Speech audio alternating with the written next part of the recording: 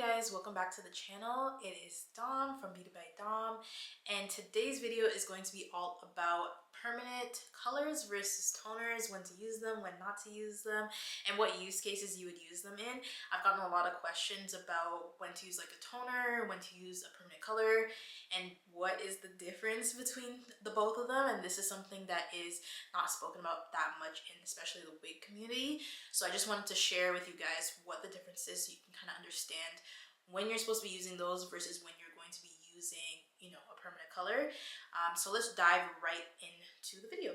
So jumping right in, the first one we're going to talk about is toners. Toners are the most popular that I see within the wig community. If you see someone coloring hair, 9 times out of 10, these people are using Wella Color Charm, T18, T27, whatever it is. And there is a reason for this. One, it is more accessible to get to these colors.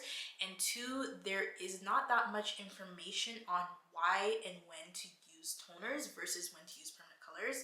So just to kind of explaining what a toner is, it is a semi-permanent solution, color solution for your hair. So basically, think of it like paint or like makeup. If you are a neutral shade and you have, warm colors underneath and you want to neutralize the warm color of the foundation, you need to take something to neutralize it. That's essentially what a toner does. So if you, for example, have a very yellow blonde and you want something, a little bit more ashy, maybe more cool, you can take a toner and tone down that color. Now, a toner is not typically something that's going to be depositing color onto the hair.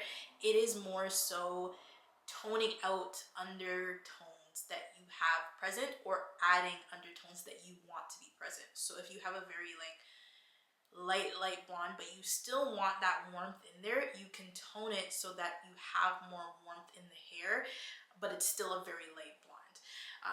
So something like this is semi-permanent, right? So when you're using it, you need to make sure that you're understanding that this is something that's going to fade away after a while.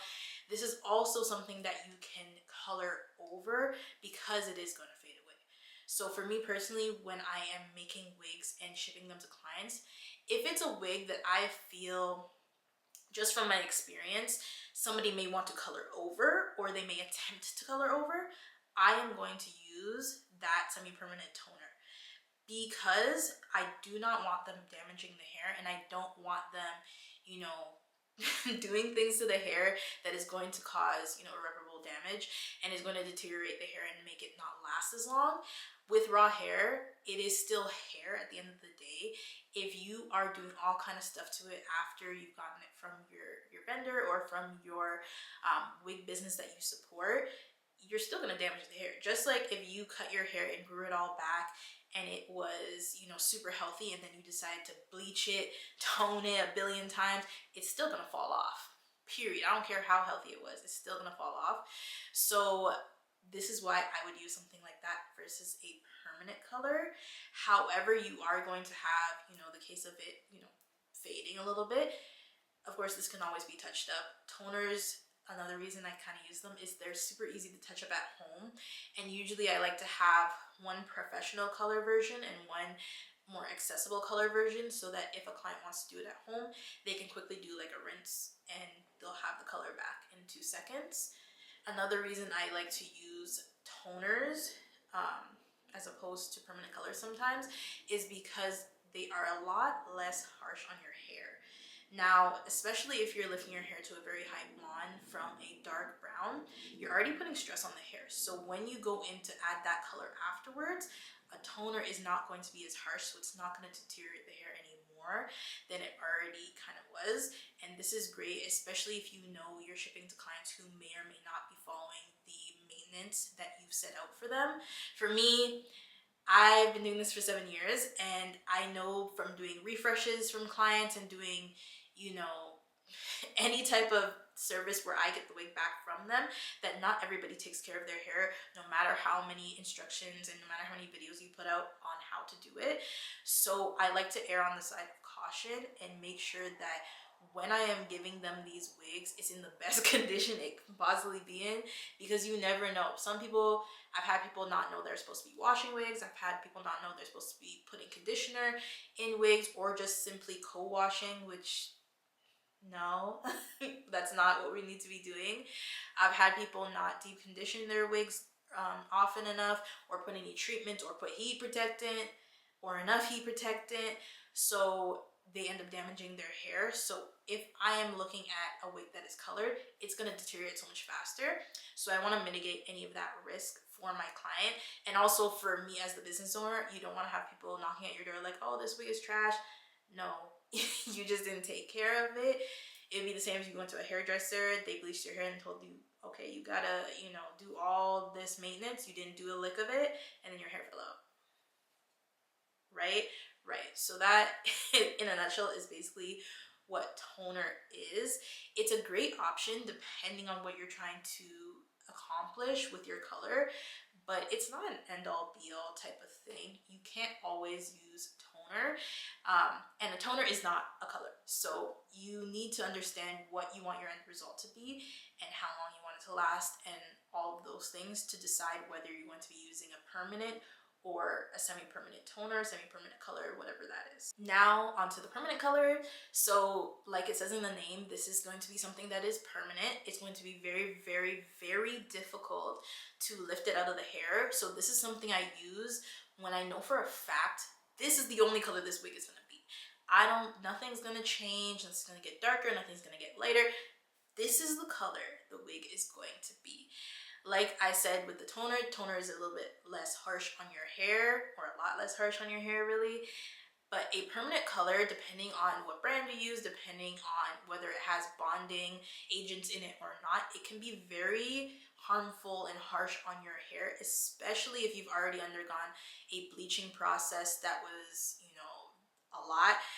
For wig makers, usually we're starting with hair at this color, which means we're taking it from like a level 1 to 3 to a level 8, 9, 10. That is a lot of levels to go through. And if you were to go to a stylist right now and you have hair like this and you said, I want to be fully blonde, unless your hair is the healthiest thing ever on earth, and even then, they're going to tell you it's going to take a little bit of time. You're not going to go straight to blonde, boom, in one day. If you do, the maintenance is going to be crazy, right? So it's the same thing with like putting permanent colors. You have to have kind of a discernment to say, okay, I just put bleach on this hair and lifted it a lot. It went under a lot of stress, and now I'm gonna put even more harsher chemicals on top of it. Is this something that makes sense? One, for the wig, like if it's going to destroy the wig, too much processing, no matter how good the hair is going to destroy the hair. And also, you need to think of the maintenance, especially if you are selling these wigs or selling this hair that you're coloring. Think of the maintenance for your client. If this is going to cause them to have, weekly lots and lots of maintenance, they're going to have to be very, very careful with the hair. They can't do certain styles. They can't, do certain things with their wig. This may not be worth it for you, or you may have to go about your process a little bit differently. This is one of the reasons why I always, advocate for going low and slow when you're lifting your hair. So you have that option when you get to the end and you're saying, okay, now I want to pick out how I want my tones to actually look. And you can go for the permanent color if you want something that's going to really lock into the hair and last, or you can go for the toner, whatever one you actually want, because you've taken the process into account and, made sure that your hair is as healthy as it possibly can be. And this is also a time to look at, options that have bond recovery in there. Such as like a blonde me color. When you're lifting the hair, if the bonding is still like, being attended to, you have a lot more options when it comes to coloring after. And with permanent color, you typically have a lot more room to be like creative, and there's a lot more colors that you can achieve because this is a permanent color and it's going to stay in there, and it's very like, it grips onto the hair. This can also be a problem though. As I said before, with my clients, I like to kind of give them wiggle room as if they want to change the colors up a little bit, or if they want to change the tones. This is why I typically will use either like a semi-permanent toner or a semi-permanent like gloss, so similar to the Redken Shade CQ. With a permanent color though, you're not lifting that color out. Unless they are, a fully licensed, very experienced cosmetologist, you are not lifting that color out, especially if it's something like a red or, you know, a jet black or something like that. That color, that's the color the wig is going to be. Period, point blank. That's it. Just like if you see, you know, people when they go to, I don't know if you've seen those videos when people go to hairstylists and they're like, oh, I want to be blonde, whatever, and the hairstylist asks them, have you used permanent color? Have you used box dye on your hair? And some people lie and say no, and then their hair turns all kind of crazy colors and it falls off. Yeah, that's the thing with permanent color. It's in there like swimwear. It's not leaving, right? So if you are using that, you have to be mindful that this is what I'm getting.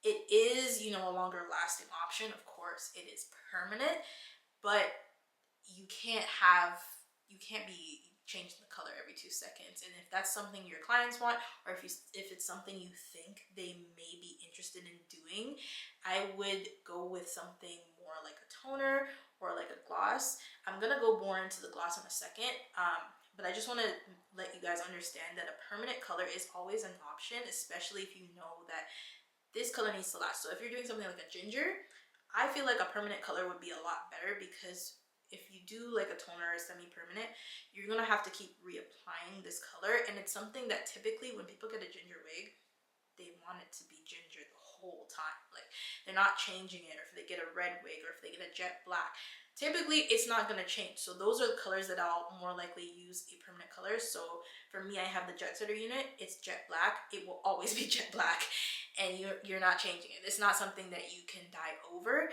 because I use a permanent color. Or the Safia wig, it is a gingery type of red color. That's the color it's going to be. It is a permanent color. You are not changing it, period. This just works better, and it gives me a more vibrant color, which is what is requested with those two styles, so it makes more sense. But for something like a Tahitian unit, so the unit on my page that I go through, like the full balayage, that unit, I more so would use a toner or a gloss for that, just because I know that a lot of people, they change the color on that wig, or they want me to dye it again, or like, you know, they want the wiggle room to kind of change it. And also because, you know, you can't, especially with buying wigs online or buying anything online, you can look at the color and kind of see it, but once you see it on yourself, you may think that, oh, okay, I want a different tone or something like that. So that's why with those wigs, I'll typically use the toner or the gloss, just so that it can give them a little bit more wiggle room if they need to change something. Now, just quickly, I'll go over what like a gloss is. So this is going to be something semi-permanent as well. Think of like a Redken Shade CQ if you are familiar with that line. If you're not, Google. But that line, basically, it's very similar to like a toner in the sense that it is semi-permanent, and it is not going to last as long. You will have to re-up on this. But the great thing about a gloss is that it has more of a range of colors that can be deposited onto the hair, so you will get some color payoff. It may not be as bright as, you know, a permanent color, but you can get color payoff with this line, and they have a really big line. This is just my favorite one, so I'm going to be speaking on it. But for something like that, it's going to change the hair as well. So people typically, if you're doing it on your own hair, you can get a gloss if you want to reduce frizz, if you want your hair to be more shiny. In the name gloss, it's going to kind of seal that cuticle. This also means it can last a little bit longer than a regular toner, and you can get the same type of colors, especially with a Shade ZQ. They have a lot of different shades, and you can mix and match and get pretty much whatever color you want it to be, and it still gives you that flexibility. So if you want to change the color, if your client wants to change the color, or if they want to try a different hue, basically, you have that flexibility. And it also does something great for the hair. It makes it look really nice. Shade ZQ also has a line, especially when you get up into the lighter colors, that have bonding inside of the gloss. So you are kind of repairing the hair as you're processing it. So that's really great if you are lifting it super high from a color like this and you want to mitigate that damage. They have that line. It's also going to give your hair more life. It's going to look healthier because of the gloss in it. And it's going to give you a great like shine, and it's going to make your hair look really, you know, bouncy and like full of life, even if it was like, you know, a little bit dull before. And this is great also for if you you know, have dull natural hair, and say you're doing a sew-in or something like that, you want it to be a bit shinier, have more luster, you can ask your stylist to do a gloss on you so that you can have that. And it's also going to reduce any frizz, not all of the frizz, but like reduce some frizz that you may have when trying to blend your hair with the bundles and stuff like that. So that's also a great option. For me personally, I'm more often going to be using the gloss than I am going to be using the toner. However, I do like to showcase it on my channel just because I know that it is a lot more accessible for people who may not have access to professional grade products or who aren't ready to invest in that yet. I always say if you can invest, do it. If you can get your hands on these products, do it. There's a lot of different ways. You do not have to be licensed to do wigs, to color wigs. When you're coloring someone's hair, I'm gonna need you to get the license, but when you're coloring wigs, this is not a real person. You have room to, you know, basically mess up if you want to. You have that wiggle room there, and it's not, you're not mandated, at least not in Canada or in the States, to have a cosmetology license to do wigs because it's not on anybody's head, right? So you're able to find these other options. For me, I have the sites I use, almost always they're linked, which is Cosmetic World and Matte and Max. They do ship internationally, so I know at least for the US and I believe Britain, you can get these products, and most of you guys are in the US anyways, so you can get these products and you can get Redken, you can get Blonde Me. A lot of people are saying they can't access that. There's the site to access that. Look on those sites, and I'm sure there's a lot more. Or if you are lucky enough to have friends who are stylists who are licensed, you can ask them. Like, especially like a lot of people, like for me, I know a decent amount of stylists who I could say, hey, can you get me some Blonde Me? Hey, I want to try this product. Can you get that for me? Build relationships with the people that you are getting serviced by. For me, when I do my natural hair, I go to a stylist to do that. So we've built a relationship. I can ask, you know, for this, that, and the third. If you don't want to do that, like I said, the sites. But yeah, basically what it boils down to with picking what color you're going to use, what type of color you're going to use, what type of processing you're going to use after that bleach process, it boils down to your needs and where you feel comfortable. If you know that your clients like to mix and match, please don't give them like permanent colors just because it's going to be a lot more headache for you, because not everyone is going to understand color the way that you do because you are the expert. You can't think for what you think is what they think, because it's not. Like I said, I've had people that didn't know they have to wash their human hair wigs.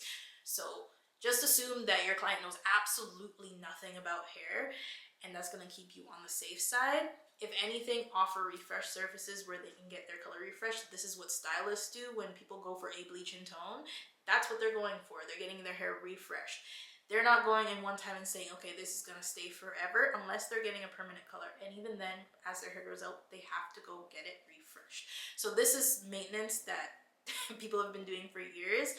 Set that up for yourself if you want to offer that. If not, give them the resources to go and do that for themselves, or offer the education like I do, so that they have that resource to keep up with their wigs in whatever style and color that they've chosen.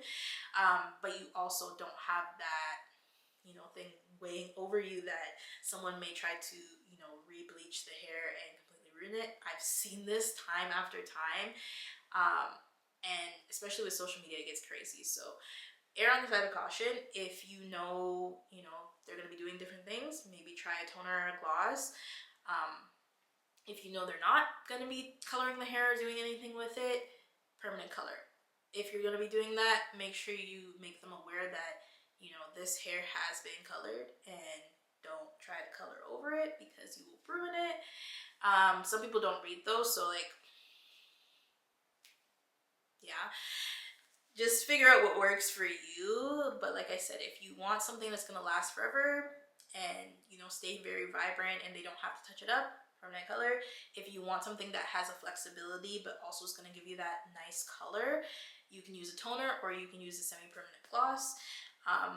And yeah, that is basically it. Let me know if you guys have any further questions on this or anything else, and I'll definitely come back and make a video or answer them down in the comments. But that is about it for me for today, so I'll see you guys in the next one. Bye guys.